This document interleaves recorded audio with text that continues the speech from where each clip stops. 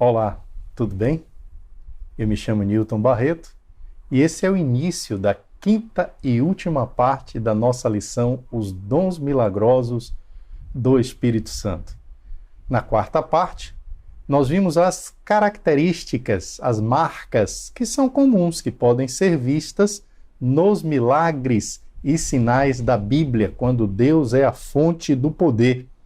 Era algo sempre além da capacidade e recursos humanos, ou seja, impossível aos homens, acontecia na mesma hora, era instantâneo, era perfeito, completo, a pessoa ficava realmente curada, a cura não era incompleta, imperfeita, era muito evidente, inegável, nem os inimigos de Jesus e dos apóstolos puderam negar que eles faziam milagres, e era despretensioso, não exigia reconhecimento humano, nem dinheiro em troca.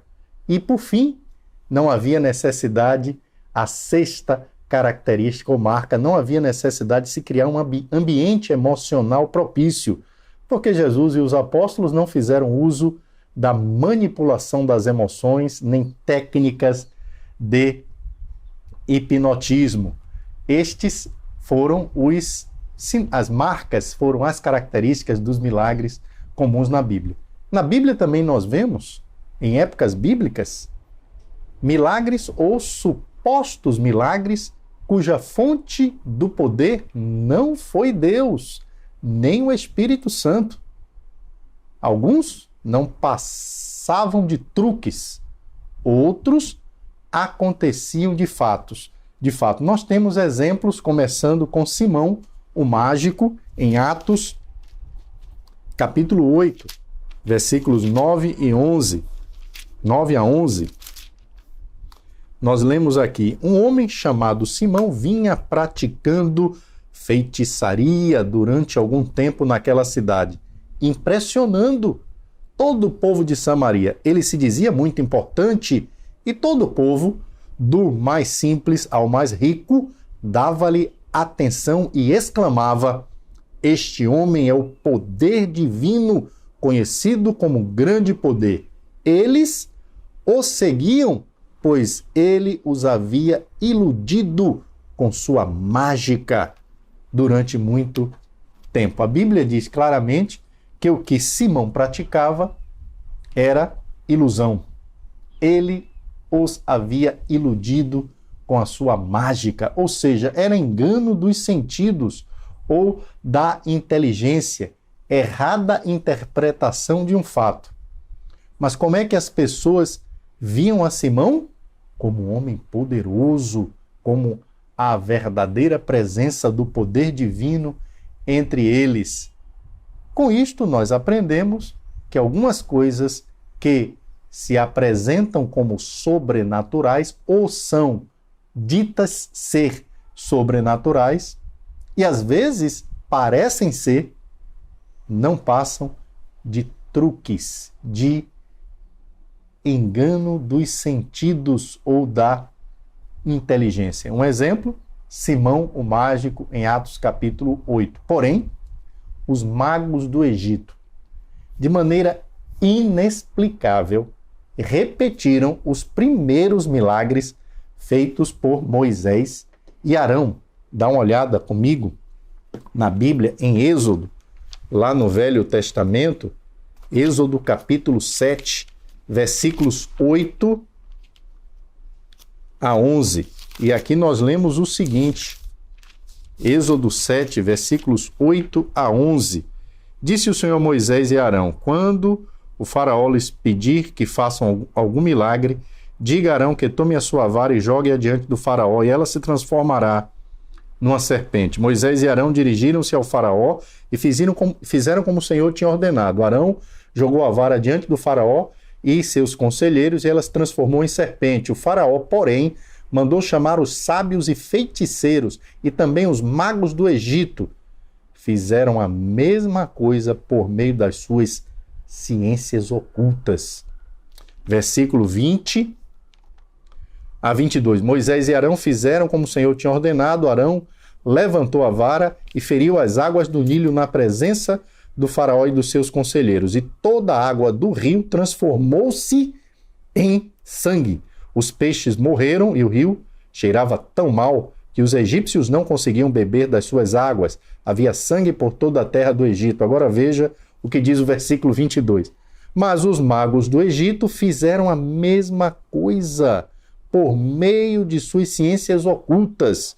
O coração do faraó se endureceu e ele não deu ouvidos a Moisés e Arão, como o Senhor tinha dito. Agora veja capítulo 8, versículos 5 a 7. Depois o Senhor disse a Moisés: diga a Arão que estenda a mão com a vara sobre os rios, sobre os canais e sobre os açudes, e faça subir deles rãs sobre a terra do Egito.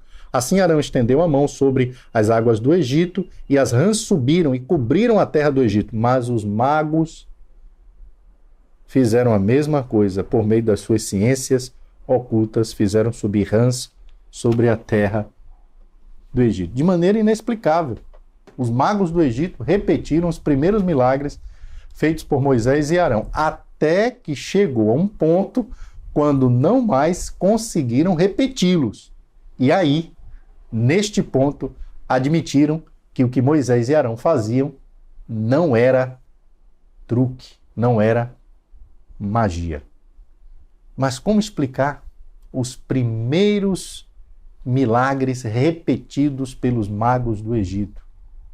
Se os magos do Egito se apresentassem nos dias de hoje, fazendo aquelas mesmas coisas, certamente todos pensariam que era o poder de Deus. Houve também ocasiões em que adivinhações foram feitas, adivinhações verdadeiras, mas o poder, a fonte do poder, não era Deus. Isso está lá em Atos, capítulo 16, versículos 16 a 18. Certo dia, indo nós para o lugar de oração, encontramos uma escrava que tinha um espírito pelo qual predizia o futuro. Ela ganhava muito dinheiro para os seus senhores com adivinhações. Essa moça seguia Paulo e a nós, gritando: estes homens são servos do Deus Altíssimo. Eles anunciam o caminho da salvação. Ela continuou fazendo isso por muitos dias. Finalmente, Paulo ficou indignado, voltou-se e disse ao espírito: em nome de Jesus Cristo, eu lhe ordeno que saia dela. No mesmo instante, o espírito a deixou. O que esta jovem dizia sobre Paulo e Silas era a verdade. Ela tinha mesmo o poder de adivinhar. Tinha. Mas não vinha de Deus este poder. Será que em nossos dias coisas semelhantes não podem acontecer? Jesus falou sobre falsos cristos e falsos profetas. Ele estava advertindo os seus discípulos sobre o surgimento futuro de falsos cristos e falsos profetas que realizariam grandes sinais e maravilhas com o propósito de enganar. Veja capítulo 24 de Mateus. Capítulo 24 de Mateus, também versículo 24. Vamos ler 23 e 24. Se então alguém lhes disser: vejam, aqui está o Cristo, ou ali está ele, não acreditem, pois aparecerão falsos cristos e falsos profetas que realizarão grandes sinais e maravilhas para, se possível, enganar até os eleitos. O propósito era enganar, mas Jesus disse: realizarão grandes sinais e maravilhas. O texto não discute a autenticidade, a veracidade destes sinais e maravilhas. Apenas preocupa-se em preparar os discípulos para que não sejam levados por esses falsos mensageiros de Deus. Seria como se Jesus estivesse dizendo: não se deixe impressionar com os grandes sinais e maravilhas que farão. Mas a Bíblia não diz: não farão, serão fracos, não vai dar para enganar. A Bíblia não diz isso.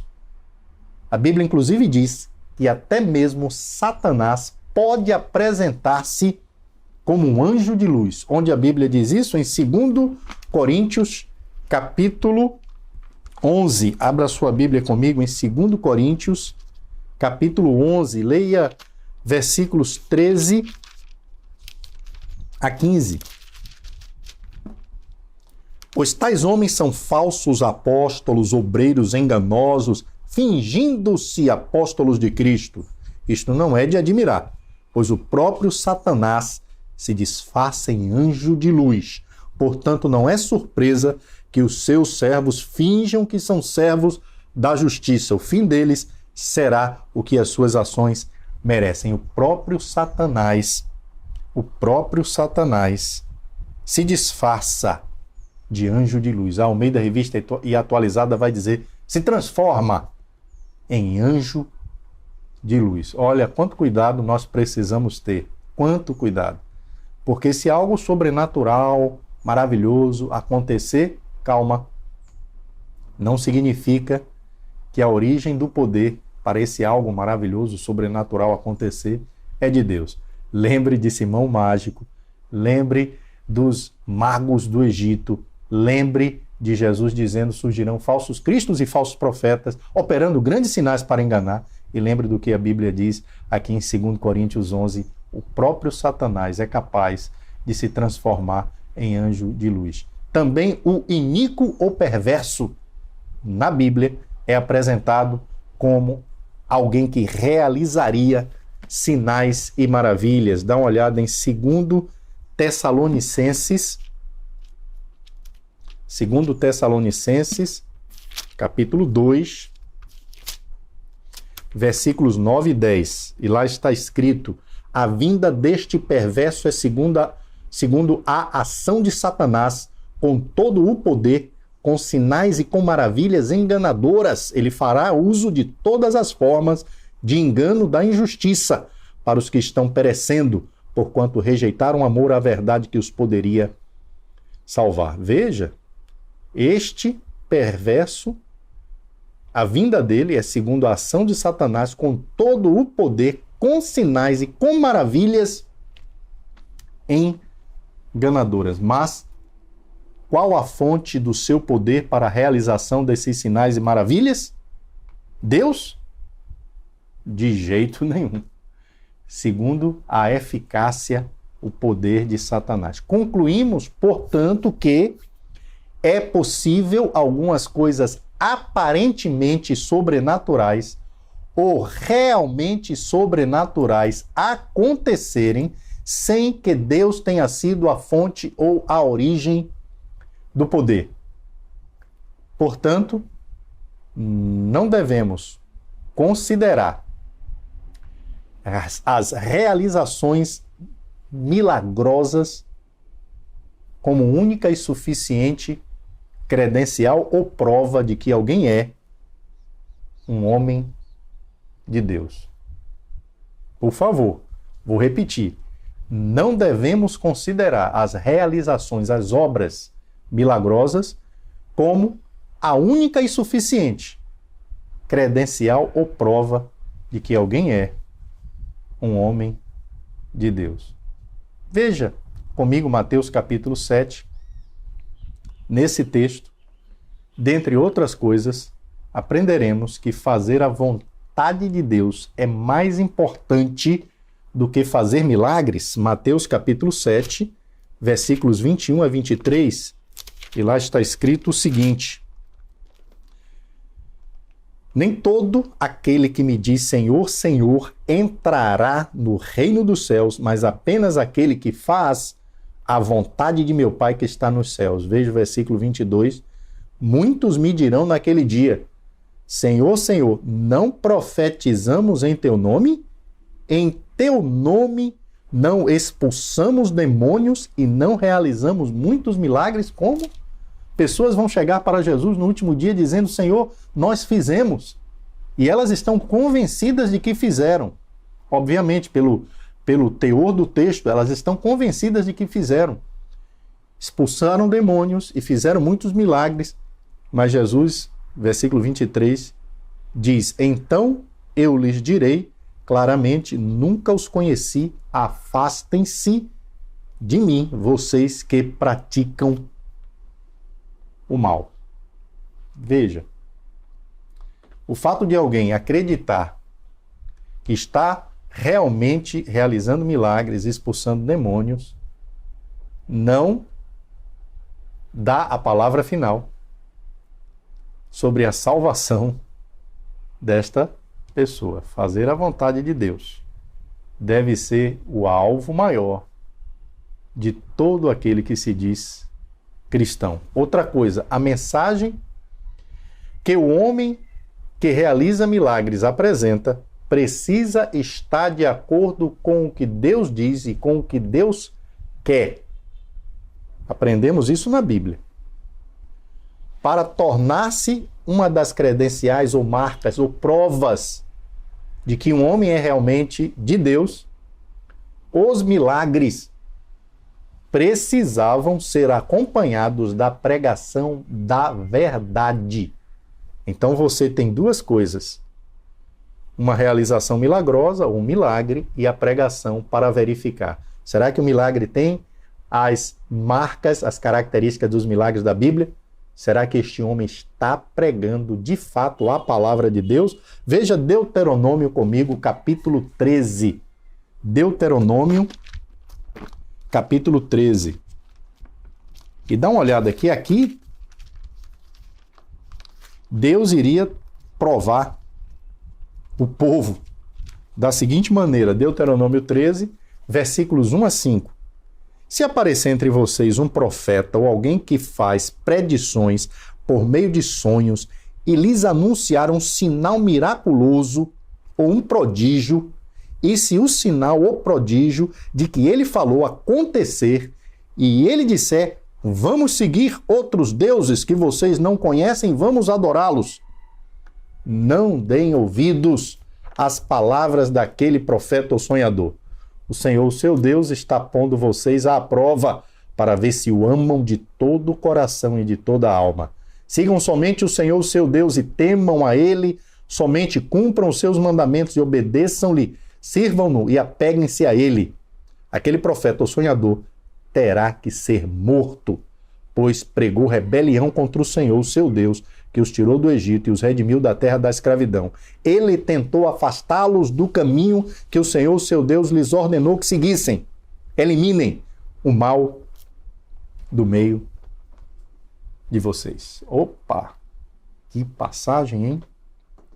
Se um profeta ou sonhador que faz predições, anunciar um sinal, um milagre, um prodígio, e este de fato vier a acontecer, e esse profeta ou sonhador disser: vamos seguir outros deuses e adorá-lo, Deus disse: não, não os ouça, matem-no, está pregando rebelião contra o Senhor. Logo, mais importante do que aquilo que o homem que se apresenta como sendo homem de Deus faz, é o que ele diz.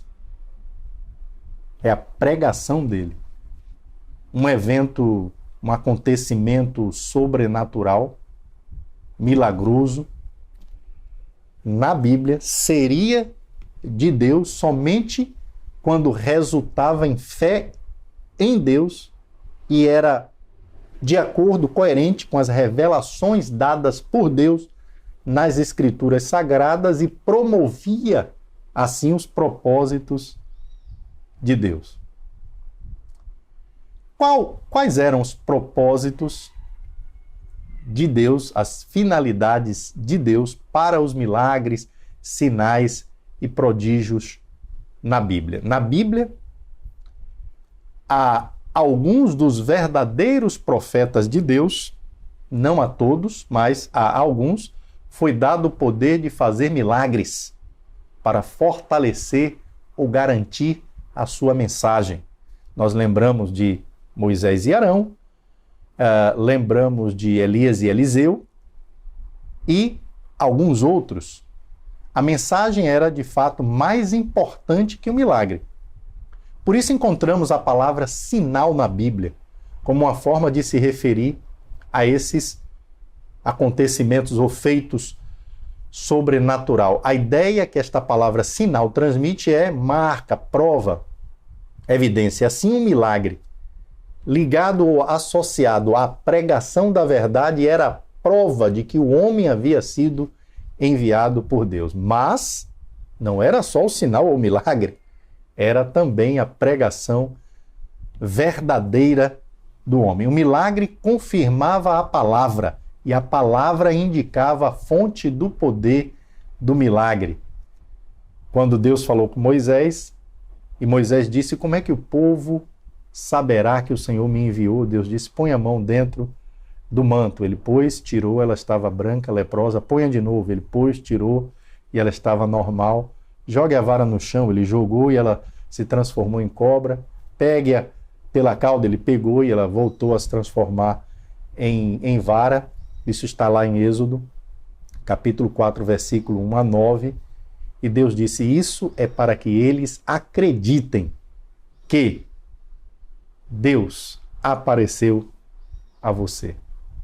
Nicodemos, em João capítulo 3, versículo 2, chegou para Jesus e disse, João capítulo 3, versículo 2, ele veio a Jesus à noite e disse: mestre, sabemos que ensinas da parte de Deus, pois ninguém pode realizar os sinais miraculosos que estás fazendo se Deus não estiver com ele. Ele estava convencido que os milagres, os sinais miraculosos que Jesus fazia jamais podiam ser feitos, não podiam ser feitos por alguém que não fosse de Deus ou não estivesse fazendo pelo poder de Deus. Em João capítulo 11, versículo 45, nós lemos: diante da crucificação, da ressurreição, desculpe, de fato, da ressurreição de Lázaro, né? Da ressurreição de Lázaro. Veja o que resultou. João 11:45. Muitos dos judeus que tinham vindo visitar Maria, vendo o que Jesus fizera, creram nele. Vendo o que Jesus fizera, creram nele. Jesus disse que iria dar essa ajuda, esse suporte aos seus seguidores em Marcos capítulo 16, versículos 17 a 20. Estes sinais acompanharão os que crerem. Em meu nome expulsarão demônios, falarão novas línguas, pegarão em serpentes, e se beberem algum veneno mortal, não lhes fará mal nenhum. Imporão as mãos sobre os doentes, e estes ficarão curados. Depois de lhes ter falado, o Senhor Jesus foi elevado aos céus e assentou-se à direita de Deus. Então os discípulos saíram e pregaram por toda parte. O Senhor cooperava com eles, confirmando-lhes a palavra com os sinais que a acompanhavam.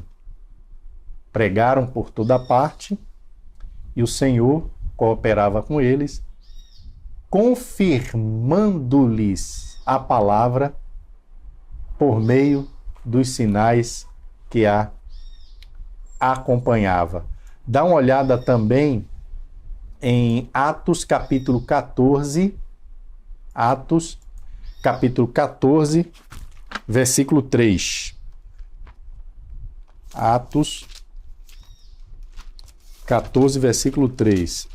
É quase que uma repetição do que lemos em Marcos 16, dizendo isso realmente aconteceu. Paulo e Barnabé passaram bastante tempo ali falando corajosamente do Senhor, que fazia o quê? Confirmava a mensagem de sua graça, realizando sinais e maravilhas pelas mãos deles. Então estamos vendo, desde o passado, do Velho Testamento, em Êxodo, no caso de Moisés, no caso de Jesus, Nicodemos disse: ninguém, mestre, sabemos que ensinas da parte de Deus, pois ninguém pode realizar os sinais miraculosos que estás fazendo se Deus não estiver com ele. Quando Jesus ressuscitou Lázaro, vendo o que Jesus fizera, creram nele. E agora Jesus ordena que os seus discípulos preguem, e eles pregam, e ele coopera com eles por meio dos sinais que eles faziam. Alguns acham que as promessas feitas por Jesus em Marcos 16, quando ele diz: em meu nome, eu vou voltar lá para Marcos 16, em meu nome curarão doentes, em meu nome expelirão demônios. Ele diz: em meu nome expulsarão demônios, falarão novas línguas, pegarão em serpentes, beberão algum veneno mortal. Alguns acham que essas promessas feitas por Jesus em Marcos 16 são para todos os que creem em todas as épocas. Mas esquecem de verificar se esta conclusão está de acordo com o contexto. O versículo 11 vai dizer que os discípulos não creram no testemunho de Maria Madalena acerca da ressurreição.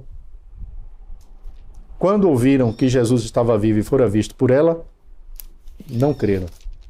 Versículos 12 e 13, também não creram no testemunho de 2 outros discípulos. Depois Jesus apareceu noutra forma a 2 deles, estando eles a caminho do campo.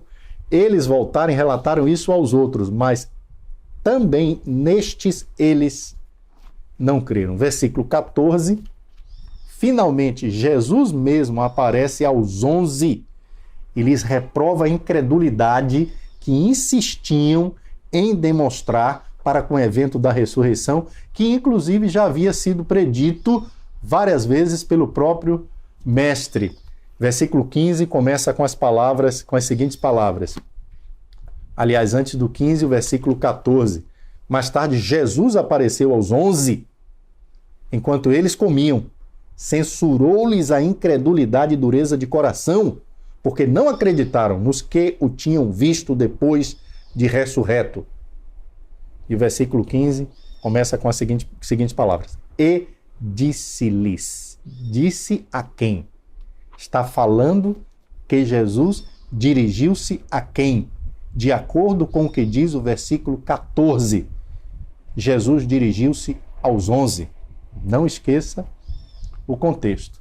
E no versículo 17, estes sinais acompanharão os que crerem. No contexto, é um desafio à fé dos 11 que mantiveram-se incrédulos na ressurreição, apesar do testemunho de várias testemunhas. E aí no versículo 20, vemos então que eles finalmente creram. Então os discípulos saíram e pregaram por toda parte, e o Senhor cooperava com eles, confirmando-lhes as palavras com os sinais que o acompanharam. Eles creram, saíram, pregaram como ordenados, e o Senhor confirmava a palavra por meio dos milagres. Logo, este diálogo se desenvolveu entre Jesus e os 11.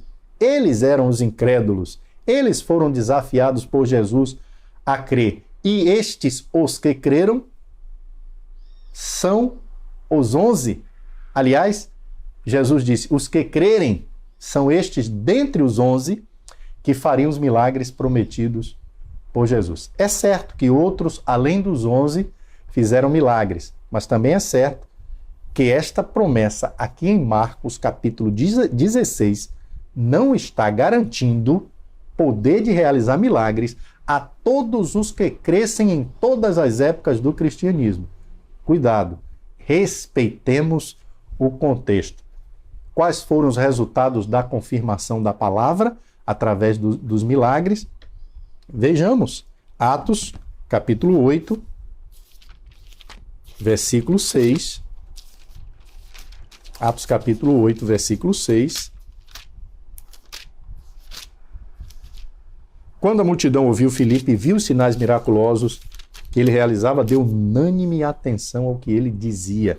Atos, capítulo 9, 33 a 35, ali encontrou um paralítico chamado Enéas, que estava acamado fazia 8 anos. Disse-lhe Pedro, Enéas, Jesus Cristo vai curá-lo. Levante-se e arrume a sua cama. Ele se levantou imediatamente. Todos os que viviam em Lida e Sarona ouviram e se converteram ao Senhor. Capítulo 9, 40 a 42, Pedro mandou que todos saíssem do quarto, depois ajoelhou-se e orou. Voltando-se para a mulher morta, disse, Tabita, levante-se. Ela abriu os olhos e, vendo a Pedro, sentou-se. Tomando-a pela mão, ajudou-a a pôr-se em pé. Então, chamando os santos e as viúvas, apresentou-a viva.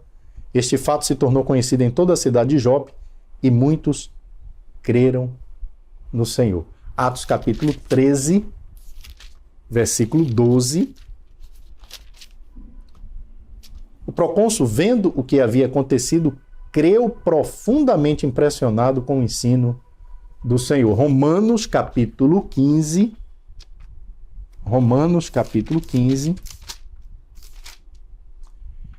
versículos 18 e 19. Não me atrevo a falar de nada exceto daquilo que Jesus realizou por meu intermédio em palavra e em ação, a fim de levar os gentios a obedecerem a Deus, pelo poder de sinais e maravilhas e por meio do poder do Espírito Santo de Deus. Assim, desde Jerusalém e arredores até o Ilírico, proclamei plenamente o Evangelho de Cristo.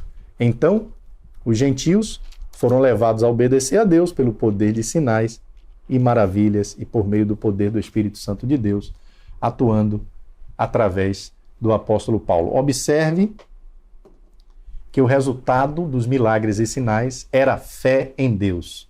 Observe que as realizações milagrosas eram geralmente seguidas da pregação das boas novas. Leia o livro de Atos e constate isso. E consequentes conversões. Fazer um milagre sem razões que tivessem como propósito objetivo a divulgação, o anúncio das boas novas, por exemplo, curar por curar, não era a prática comum dos apóstolos. Veja aqui este exemplo impressionante, 2 Timóteo, capítulo 4, 2 Timóteo, capítulo 4, versículo 20. Paulo vai dizer: Erasto permaneceu em Corinto, mas deixei Trófimo doente em Mileto. Paulo deixou um companheiro doente? Sim, deixou Trófimo doente em Mileto. Paulo podia curar pessoas que nem conhecesse, nem chegasse a ver, como nós vimos recentemente no livro de Atos, mas a cura, o milagre, o sinal era para a confirmação da palavra, como Jesus disse em Marcos 16, e como nós vimos comprovado no livro de Atos. Essa palavra está confirmada. Abre em Hebreus capítulo 2, e leia comigo versículos 1 a 4. Por isso é preciso que prestemos maior atenção ao que temos ouvido, para que jamais nos desviemos. Porque se a mensagem transmitida por anjos provou a sua firmeza, e toda transgressão e desobediência recebeu a devida punição, como escaparemos se negligenciarmos tão grande salvação? Esta salvação, primeiramente anunciada pelo Senhor, foi-nos confirmada pelos que a ouviram. Deus deu também testemunho dela por meio de sinais, maravilhas, diversos milagres e dons do Espírito Santo, distribuídos de acordo com a sua vontade. Esta salvação, primeiramente anunciada pelo Senhor, foi-nos confirmada pelos que a ouviram. E como é que ela foi confirmada? Deus também deu testemunho dela por meio de sinais, maravilhas, diversos milagres e dons do Espírito Santo. Foi-nos confirmada. O verbo indica ação já realizada e completa. Deus deu testemunho, está dado. A Bíblia, que hoje seguramos em nossas mãos, é a palavra de Deus confirmada. Se o propósito dos milagres foi o de Deus confirmar a palavra e ela já está confirmada, não há mais propósito para milagres nos dias de hoje. No Evangelho de João, capítulo 20, versículos 30 a 31, nós lemos. Evangelho de João, abra sua Bíblia comigo no Evangelho de João, capítulo 20, versículos 30 e 31, nós lemos: Jesus realizou na presença dos seus discípulos muitos outros sinais miraculosos que não estão registrados neste livro, mas estes foram escritos para que vocês creiam que Jesus é o Cristo, Filho de Deus, e crendo tenhais vida em seu nome. Para que vocês creiam, esses milagres foram registrados. Se você quer milagres, se alguém precisa de milagres para crer, já estão registrados. Abra a Bíblia e leia. Que esta pessoa faça isso. Abra a Bíblia e leia. No primeiro século, como é que os divulgadores do Evangelho responderiam às seguintes perguntas? Com que autoridade você nos ordena fé em Jesus, arrependimento e batismo para a salvação? Por que devemos ouvir e acreditar no que vocês estão dizendo? Uma confirmação direta da parte de Deus foi necessária. Marcos 16, versículo 20, o Senhor confirmava a palavra. Atos 14, versículo 3, confirmando a palavra por meio dos sinais. Pois não havia a palavra escrita como temos hoje. Hoje, como seriam respondidas essas mesmas perguntas? Se alguém disser, com que autoridade você nos ordena fé em Jesus, arrependimento e batismo? Por que devemos ouvir e acreditar no que você está dizendo? Como responderíamos? Abriríamos o Novo Testamento, mostraríamos a palavra de Cristo já confirmada e diríamos, porque está na Bíblia. Tiago 1, versículo 21 diz que devemos acolher essa palavra com mansidão, porque ela é poderosa para salvar nossas almas. A nossa autoridade está na Bíblia, autoridade já confirmada por milagres e sinais realizados pelos apóstolos e aqueles que escreveram as Escrituras. Paulo disse em 1 Coríntios 13, versículo 8 a 10, nós já lemos, mas as profecias desaparecerão, as línguas cessarão, o conhecimento passará. Ele está falando profecias, línguas, conhecimento, está falando de dons milagrosos do Espírito Santo, como pode ser visto no capítulo 12, a partir do versículo 8. Chegaria o fim. O que é imperfeito, Paulo disse, desaparecerá quando chegar o que é perfeito. Ora, se os sinais e milagres foram dados para confirmar a palavra, como diz Marcos, capítulo 16, versículo 20, Atos, capítulo 14, versículo 3, e esta palavra está confirmada, o imperfeito desapareceu quando chegou o que é perfeito.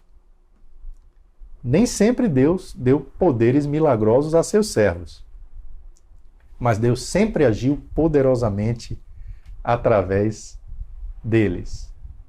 Noé, Abraão, Davi, Maria, José, Jeremias, Isaías, tantos outros.